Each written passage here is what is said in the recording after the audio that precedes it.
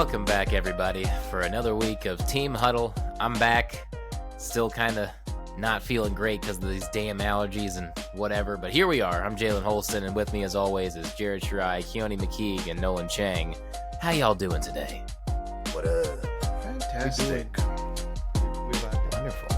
Getting my volleyball day ready. Got a coaches meeting and then practice tonight. It'll be lovely.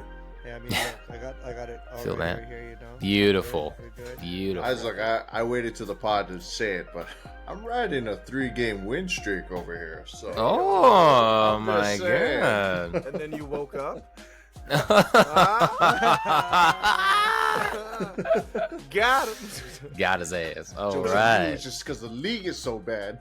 Just joking. I mean, maybe. You suckers got served. You guys are just less bad than everybody else that's exactly. Ha! Right. Joke's on you, Nolan.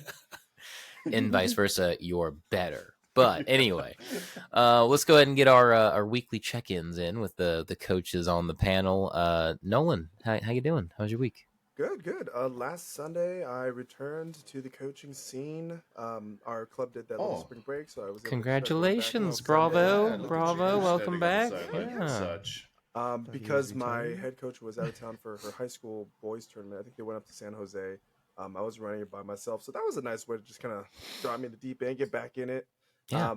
Thursday, we were coaching together. It was kind of funny because they were a little out of shape, and I could tell most of them had not done any volleyball activity for the 2 weeks that we were kind of taking a break from each other.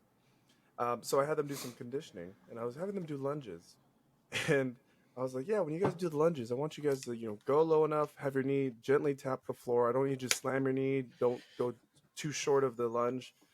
Full lunge, and then continue forward. And I try to demonstrate it, and I realized I have not done a lunge in over 8 months. And I went down, and it wasn't noticeable from an outside perspective, but I came back up. I showed them the knee tapped the floor, and then as I was coming up, my front leg buckled. I was like, all right, go, start the drill, start, go. But yeah, it's been good. But And how was your hamstring the next day? just from the one lunge? From the one lunge. They'll get you. That's low key. That's all it takes. Sometimes.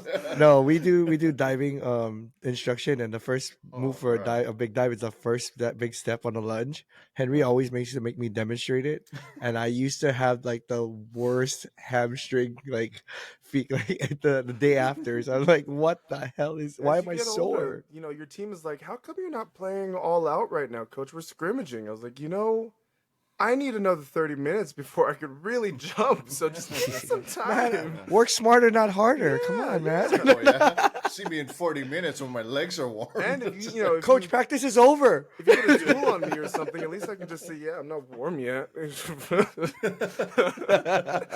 Exactly. It all happens as we get older. You know what I mean? Father time's undefeated. But yeah, Jared, how was your week, my dude? It was good. Pretty much relaxing, I would say. Wait, what week is this? I do volleyball this week is literally I'm on my phone because I'm looking at my schedule. As you can see, I had boys club tryouts today, so it's amazing. This past year was our last league of play. Sorry.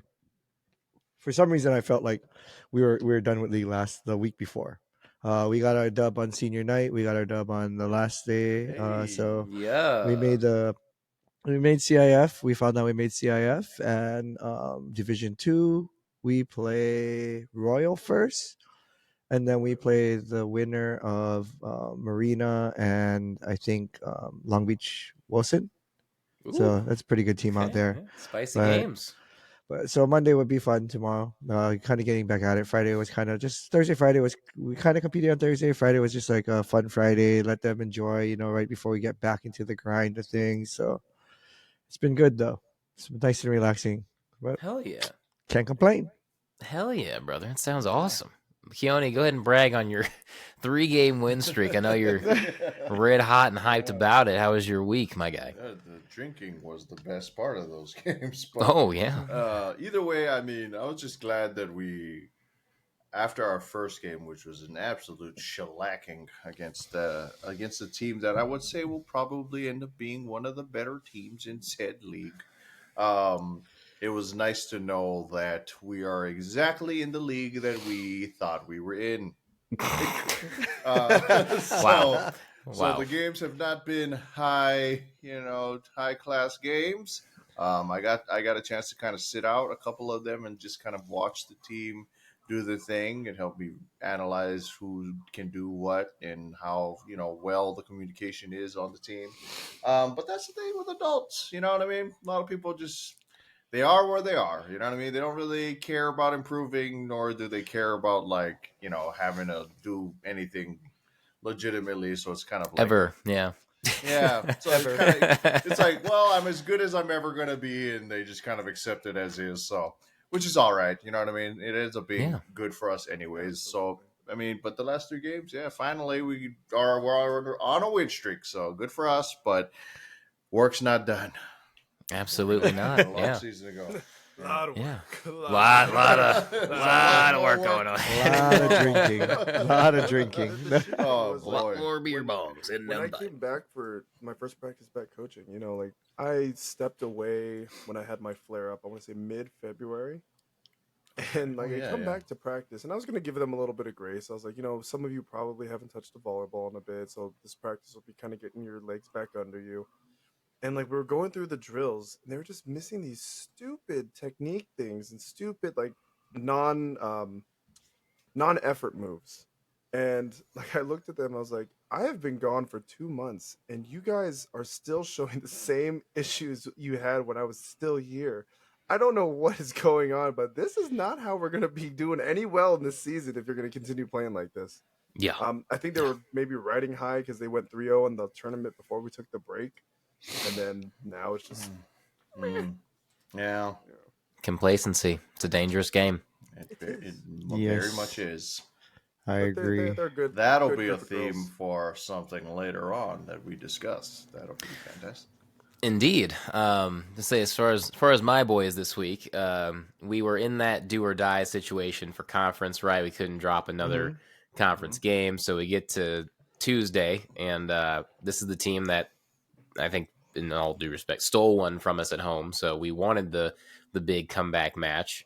We end up losing that game in 5, and because that game happens, we get to Thursday, and my team is absolutely just gone. Like the shot to the ego, the shot of whatever happened Tuesday, all still carried over to Thursday, and they lost like 25-9, 25-10, and then like kind of played a little bit and lost 25-20, like the quickest 3-0 you'd ever seen. The other team across the net was really good. They're the first ranked team in the conference, undefeated in conference play, like whatever, but holy Toledo, like we didn't even remotely look like we wanted to play volleyball. And then, of course, on top of that, it's the week that we have a tournament, so they don't get any breaks, and we had to go play Friday and yesterday. Friday, they kind of came out with some chutzpah a little bit, but dropped another game when it got tight because they haven't figured out how to be a team when things aren't going well versus when they're just rolling. So I think once we get past this hump, it'll be a very, very good ball club that we got going over there. But it's hard, man, because they really wanted it, and I think a lot of it was they've taken after me so much, and they want to do the things that we're asking so badly that they end up like hurting themselves. You know what I mean? As such a young group, so. Yeah. I felt bad for them because I feel like they thought that somehow they let me down by not getting a GAC title. I was like, no, you let me down by showing up how you did Thursday and letting stuff like that, not being a team. Like, that's how you let me down. I don't give a fuck. You know what I mean? That'd have been great, but like at the end of the day, GACs don't really mean anything. But we're about getting to districts and getting to state, so like that's whatever. So yeah, that's just kind of a rough one. We got to do some healing a little bit this week and get after it and figure out how to kind of mend the wounds and get some momentum going, because we only got, I think, this week, next week, and then we're like right into state stuff, going into districts and state playoffs. Like we're right there. Crazy, right? You blink and the whole fucking season's over. It's crazy.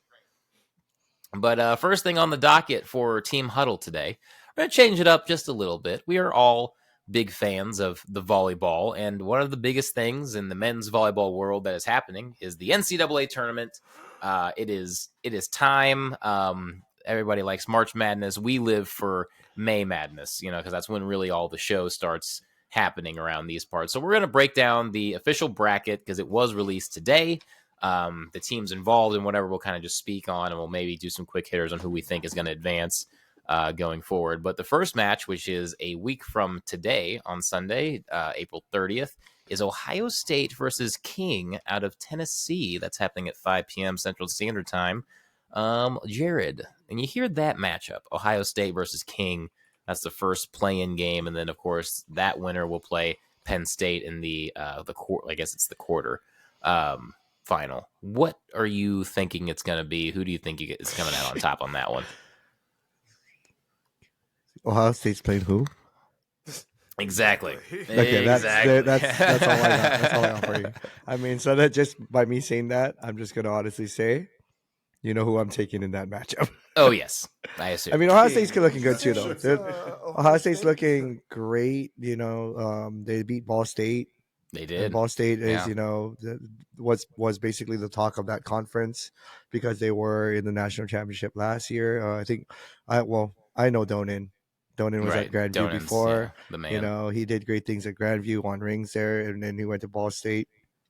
Able to coach great talent there, cultivate a great program, and followed up with another great year. Just unlucky in their conference tournament to not get this at-large bid. But we'll talk more about the at-large bid when it gets to the other side of the bracket because that's a spicy one. Side. Yeah, that's a doozy one. Yeah. But yeah, Keone, for me, Ohio State. Okay, Keone, who you got? I mean, you always want to kind of root for the underdog story, especially in volleyball. But I mean, yeah, but we know how this works. Being honest, right? there's a big difference between these conferences and where these teams play, and it's Ohio State. Come on. Yeah. Either way, I think honestly, if I'm being real honest, though, I think whichever team makes it out of there is basically just being fit to Penn. So. Fair. That's kind of where I was thinking as well. Nolan, what you got? I want King. Oh God! And there is the delusion that's all set in. I haven't seen much of any of both teams playing this season, especially King. So I really don't know what their kind of makeup is on the roster, how they actually look on the court.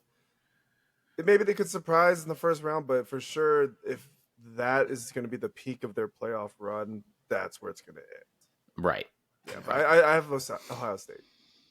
Fair enough. And then moving on, I think we've all picked Ohio State. So let's talk about that good old rivalry that is in that the non-California rivalry, as most have dubbed it, between the Ohio State and Penn State Nittany Lions. Both great programs for the men's game. Matt Anderson, Max Holt coming out of Penn State as of most recent memory. Ohio State hasn't quite made that leap to get a bunch of guys that are in the USA gym, but surely I assume eventually at some point they will get some guys that are actually going to be on the roster. But that being said, spicy matchup. Nolan, I'll reverse snake it. Ohio State, Penn State. Who's moving on to play Hawaii? I like Penn State. And I feel like for sure, if it is like that kind of out-of-state rivalry, it's something that you're gonna play up a little more. You're gonna play a little better, especially when you know the stakes are higher. Especially when you know it's a team across the net that you do have history with, or you just don't like. We've all been there. If there's a team that we just don't like, winning is the just desserts for Concordia. What? Sometimes weird. And now we have some like my best friends are from Concordia. Right. I'm gonna go with Penn. All right, rock and roll. Keone? Yeah, I'm gonna be real honest here. I mean, especially when it comes to like March Madness basketball stuff, the pool's a lot deeper, so there are a lot of chance for upsets. But in volleyball, I mean, it's really condensed. So really, get some more D1 programs out there. You can really tell the difference between sort of divisions in these programs. And if I'm being real honest, Penn State, man, they got that oomph. So I'm giving it to Penn. Say both teams definitely see plenty of each other in the MIVA, so it's definitely always a great game whenever they have to play each other, which they get to do a couple times a year because of conference. Now it's a neutral site.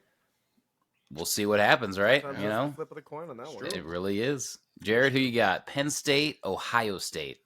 I love how Nolan brought up neutral site because even though it was not a neutral site, I want to see Penn State play Hawaii Right. because they're the only they are the only team, right? No, the Long Beach State beat them. I was like, they were the first team to give Hawaii their loss in the Stan Sheriff Center.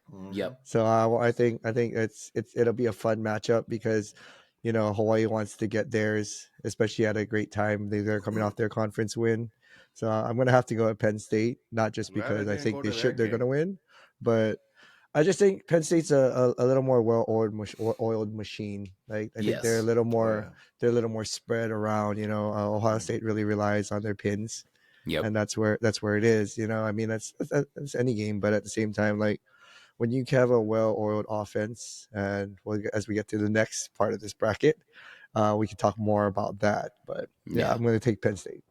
I'll also be taking Penn State. I've gotten to watch a couple of their stuff from like highlight clips on YouTube and whatnot. I think Penn State this year is just so physical, and when you get to those matchups, they do have a little bit more skill refinement than Ohio State from the games that I've seen. So I think that's going to be the difference there. Obviously, a neutral site is huge, especially when it comes to tournament time. But I do think at the end of the day, the slight skill elevation between Penn State and Ohio State is going to take them past. I do see this match at least going 5. I don't think this is going to be a clean 3-0 sweep from either team.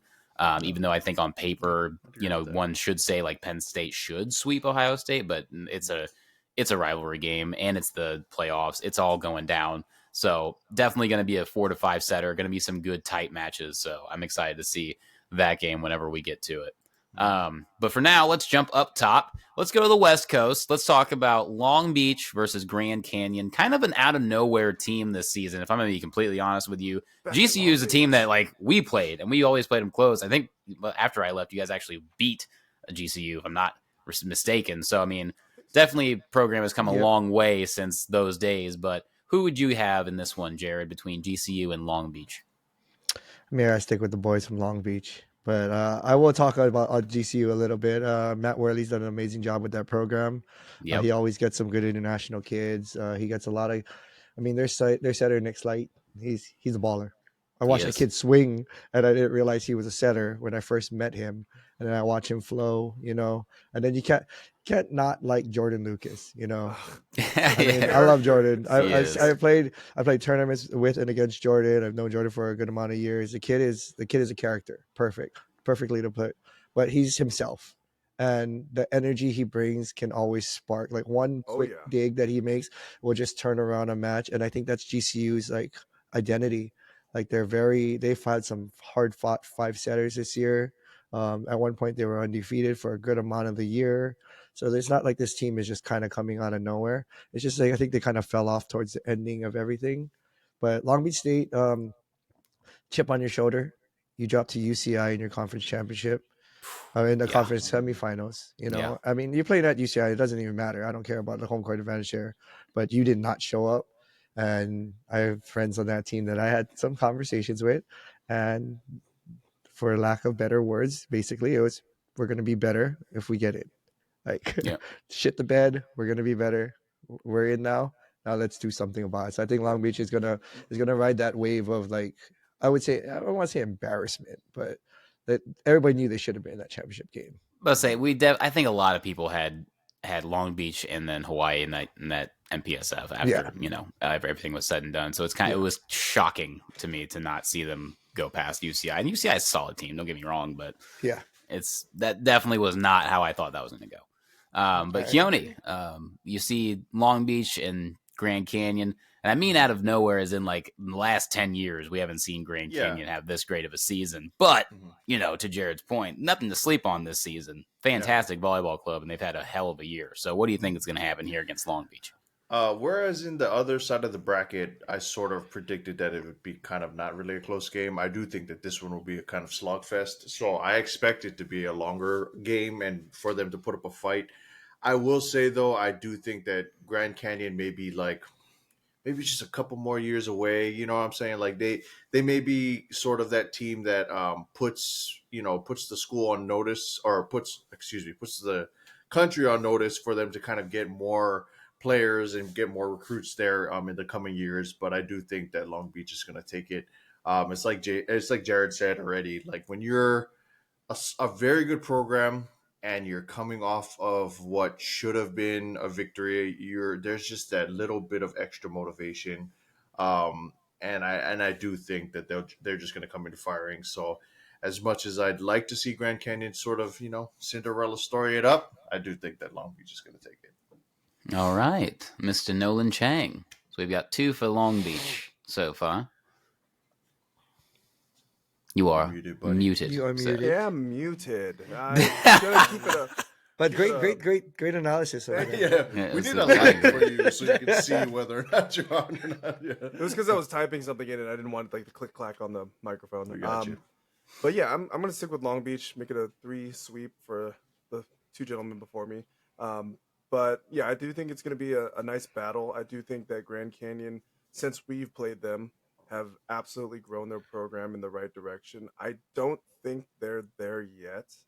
But I do think that they have a great kind of step process that they're building each year over and over. But Long Beach, Jared said it, if they have a chip on their shoulder and they know where their transgressions were before, they're going to step up and do it because that program is a historic program and they will do what they can in the playoffs.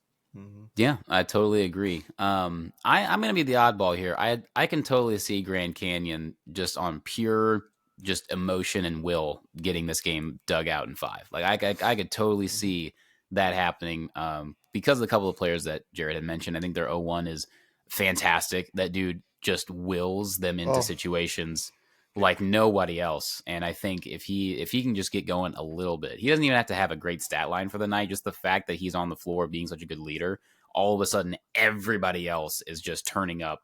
And then, obviously Jordan gets involved with some digs back row. It's going to be great, but I will pick GCU to kind of maybe capitalize on a little bit of punched faces of Long Beach not getting it done there in the MPSF. You know what I mean? Like I could see that happening. Big West.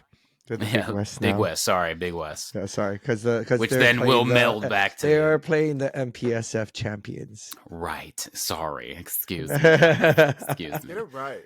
Well, because of the voting, we do now have the semis narrowed down in our bracket that we're predicting here on the show. We have up top we got UCLA versus Long Beach, and then down low we've got University of Hawaii versus Penn State Nittany Lions. We'll start at the bottom here. Let's talk about that one because I think if everything is all said and done, that Hawaii Penn State match is going to be a banger. All right, and I'm talking like 100% banger. Like it's gonna be a slugfest, literally, like how Keone put the other set match. Yeah.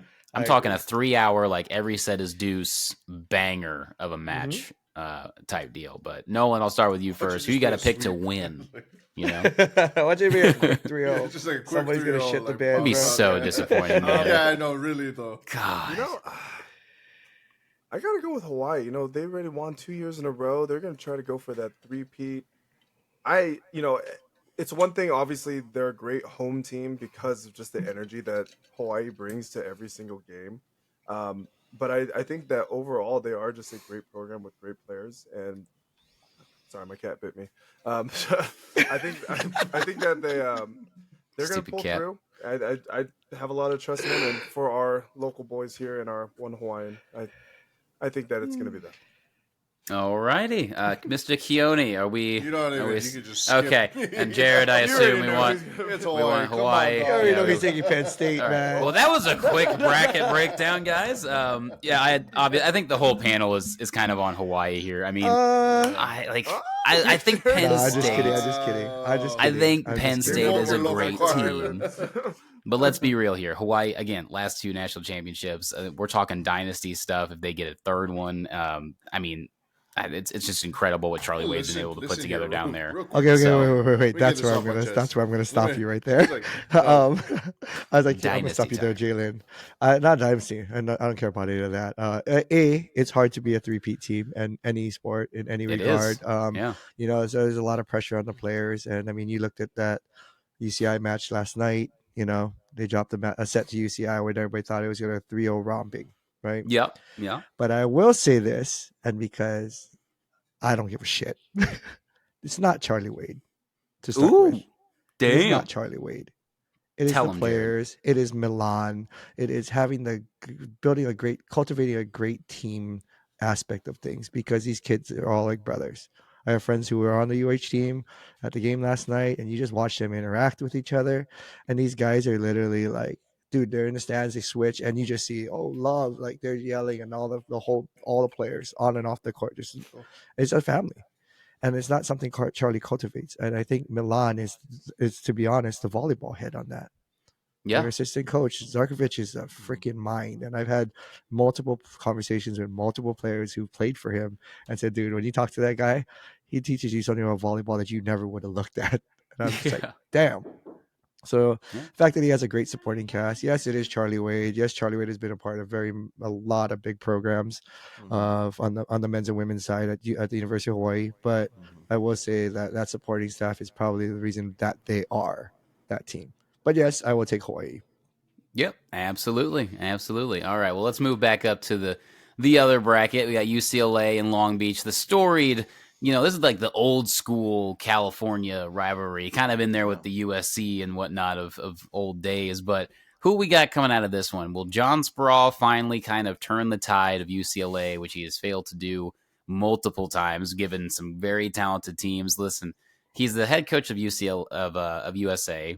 He was known and got the job based on his work at UCI, winning multiple national championships. And so going back home to his alma mater, and he's yet to kind of make that turn. And there is a lot of pressure. And I've talked to a bunch of, definitely high up coaches that are thinking maybe he's a bit overrated, overclocked as far as what he's actually able to do. For some reason, it's just not clicking at UCLA. So say, Jared, I'll start with you again. Who you got out of UCLA Long Beach? Is this the year that John's finally going to get time, baby? Off the back? Is this it? You got Andrew freaking Rowan, You do. the best setter in the nation. Is he a freshman? Yep. As a freshman, Replacing a guy that is now crushing it at the AVP, by the way. Like, it's not like he was out of setters. Miles Partain is playing the AVP because this kid is that damn good. I've seen this kid in the Trinity League for the last 3 years, has the best serve from when he was a 15-year-old, can run an offense, just coming off a gold medal win in, Guatemala or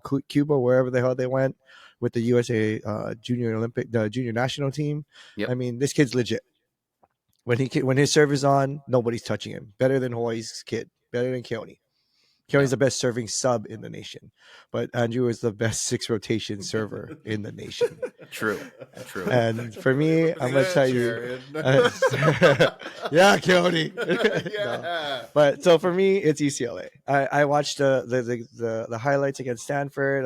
I watched this kid just run his offense throughout the year, and I think this kid. This is the only thing they were missing, in my opinion, is a setter this good to run their offense, spread it the way he does, and put that pressure from the back line as well. So I'm taking UCLA. As much as I love Long Beach, and I talked great things about Long Beach, and Spencer, I love you, buddy. If you're watching, Spencer, love you. Serge, I'm sorry. I know you're a Long Beach alumni, but I'm taking UCLA here. And Chrissy's going to be mad too because she's a USC alumni. I'll say Spencer, like from when the old clips I saw from him in high school to where he is. Dude, now, Spencer's from Beckman, man. Beckman, Balboa, and now at Long Beach State. Yeah. No, I definitely would be taking UCLA in this one too. I mean, I take a lot of my offense from that John Sproul system, that quick, we're doing shoots, we're doing the bick out of the back row. I think a lot of that has influenced a lot of modern volleyball right now anyway. So I definitely will be taking UCLA in this one for myself. And I do think, once we get to the final, I'll have a different prediction, but we'll see how we go from there. Keone, who you got coming out of this one? Long Beach, UCLA. Yeah, I'm going to be real honest because I want to see the best teams play against each other and have the best game. I mean, I really want to see Hawaii play UCLA, so I'm putting it at UCLA. Even though I do think that this is going to be another slogfest that can go either way, but I do want UCLA to get out of there. Yeah, absolutely. And Nolan Chang, bring us home. What do you think, Lila? Just scratching my leg for like the last 20 minutes trying to get up here. I'm a UCLA boy through and through for college teams: basketball, football, volleyball. Sproul, Not Hope? what's that? Is that Hope? How dare Wow. you say Wow, you're bro. Fake. UCLA for volleyball? Fake alumni, dude. Fake alumni. Damn, man. Are you guys rooting for Hope? Hell yeah. Yeah, I was bro. coaching there for If the they last were how many there, we years, would have man. been. If It's we like make one the of us national on the tournament, panel I'm cheering for literally Hope. Dude, I was worked there. cheering for you guys. You guys went to nationals without me. Yeah. Lit. Yeah. Oh, no. But yeah, UCLA and for talk on Sproul. I think he is a great coach. But the setter that they have now, and I've seen some of the highlights, and he is just as Jared said, he's phenomenal, and he's only going to get better in the years to come. But for sure, volleyball is such a fast-paced game, and for those who may not understand volleyball or watch it a lot, as a coach, you only can do so much when it's game time. Like you have only limited time to verbally, correct something, adjust something. You can call timeouts with your limited amount. But I think if it's the players that are pulling through on the court for you and are able to run that offense because they have that chemistry, because they understand the system, they understand what's going to get them the win. And I think that's what UCLA's been doing this season. And this is the one year I was like, oh my God, UCLA's number one. Okay, let's go. So I'm with UCLA for this one. Rock and roll. So we have a UCLA into the championship match, and I believe most of us picked Hawaii. Excuse me, guys. Penn State. I'm so sorry. Oh my God. Did I just oopsies? So we got UCLA Hawaii in the championship. Who are we taking out of this one if this is the in fact scenario that happens? I am going to lean into UCLA. I think Jared said it. It's hard to three-peat. It's hard to get things done, and I think the monkey will be lifted off of John Sproul's back. I think this is the year. His middles are too good. His right side's a freak, and he has a setter that can just make them both look really good with isolated one-on-ones. I mean, it's just absolutely nuts what this team is stacked and capable of doing. So that's my pick in this championship. If they get there, I absolutely would take UCLA over Hawaii in this one. Jared, who you got? You say the wrong answer, you're not allowed to come home anymore. Dude, I'm gonna tell you right now, Long Beach State was playing Hawaii last night. I was cheering for Long Beach State. Just saying. But no, I will take UCLA for every reason that you just mentioned. Officially a I think California that's what it is, and for me, but because I think the one thing that's gonna separate this match, and I just literally talked about it with my VLA coaches and things, is the BIC. It is. UCLA's BIC is nasty, and they run it really fast, and you can't stop that. Other teams try to, but like when like John Sproul is in, like when it's actually his system and he's specifically coaching it, it's different, man. Yeah, and the consistency that they run it at, and how efficient it is. I think it's better, the best pick in the nation.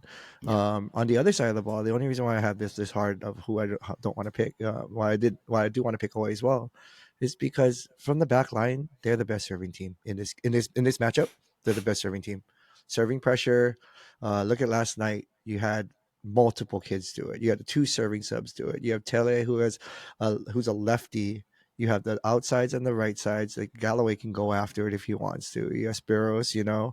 Dimitri had an amazing match, and even at not like their middles before the servings. Was it Voss the middle, the Guillermo, the middle, the Brazilian middle, and even Cole Hagelin have a pretty good heavy jump serve. So I mean, if everything's firing on all cylinders, it's hard not to bet against Hawaii from the back line. But I just think UCLA is too rounded, and B, I think they'll put the BIC to perfection, and that'll separate the game, because if you go front line for front line, I think it's even. But then you add that back row attack, that's something that, I mean, it's new age modern volleyball, and that's literally the team with the best BIC is going to get you the farthest. Yeah, I agree, and it neutralizes that 01 or the M1 for Hawaii a lot too. Because if he's going to be so dominant in front row, maybe you line up your M2 with their M1, so that way it's more of like he has to dictate the BIC, which is tougher to block. Now all of a sudden that's more neutral on your offensive game. You know what I mean? And then you said it perfect that when you bite on that, and you have to think about that. Rowan will isolate hitters one-on-one, and 90, we all know as setters, 95 to almost 99% of the time you should win that battle. Always. So, Yeah, absolutely. I mean, that's simple. Easy. Keone, UCLA or Hawaii, if this is in fact the championship match that we will watch. I actually think that Jared's analysis, was it was very detailed, very good. It was a very good way to lose your local card because you're no longer a local of Hawaii. No, just Hey, Micah Ma'a went there. Austin Matatia went there and left Hawaii because Hawaii didn't want him. We could go all the way down the line with this.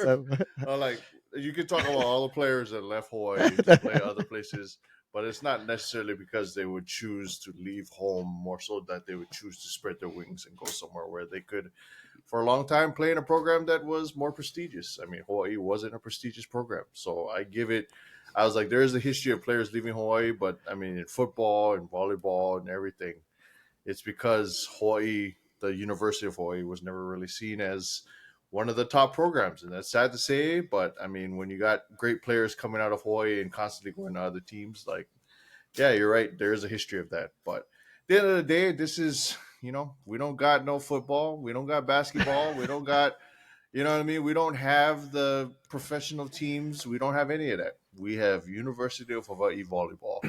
It is one of the top programs now, both on the men's and women's side, and for all intents and purposes, no matter what team or college you play for or wherever you go, Hawaii is always going to be Hawaii. So I'm going to be riding with Hawaii until the very end, regardless if I'm the only one on this panel. UH, baby. Bang, bang. Well, Nolan, bring it home. Hawaii, UCLA, who you got if this is in fact our final game or final championship match after we get through all these bracket predictions? There's a saying growing up in Southern California. What happens when the smog and all the pollution and fog lifts? UCLA. Damn. And that's who I'm going with. Damn. That was pretty good. That was deep. That was deep. It was good. It was good. Like that a lot. Oh my God. Is that really Cringe. a saying? Because that was cringe. It was like one of those joke riddles. I was about to say, I was like, that was pretty damn good if that was off the cuff. I was like, damn. UCLA. All right. Well, we have all picked UCLA to be our 2023. Except, well, he'll come around. He'll come around. National champions, King University. Oh my God! I would stop doing the show immediately. I've lost all credibility We all everywhere. lost credibility. Jesus. Team Huddle is no more. We're going to talk about nothing else.